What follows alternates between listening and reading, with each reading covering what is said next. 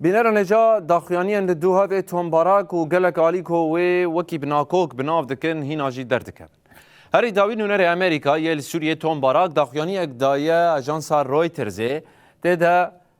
بحثا گلک خالن گرین کریا. توم باراک ده و هفدیتنا خواه به هفدیتنا خواه ده بجاکو او نلدجی فدرالیزمیه. یعنی ده بجاکو اگر شکل داویه یه دولت سوری فدرالیزم به او نلد جیوه او بریار ده دست سوریان ده ده همان وقتی ده توم باراک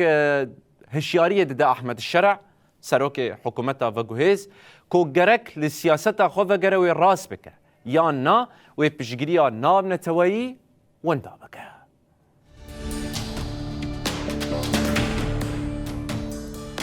توم باراک الشرع رد دبجكو اگر سياستا خو راس نكا يانجي ليبا نقرا وقال لك تشتان لسر عرضا سوري وندابك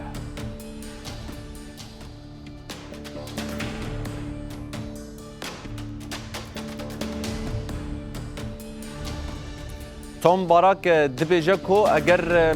شرع بلز خو نقهره و پشگیری نامنتویجی وندا بکه و او هیزن کل پشتاوی بون او گهاندن دستلاته و اج پشتوی بگره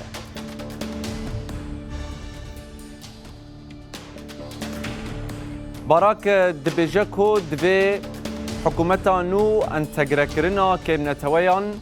برفرهتر بکه و زو بکه آنگو حموی که منتو تبلی دولته ببن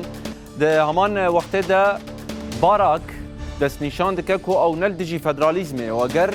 سوریان بریار دا امریکا دست وردانه لینا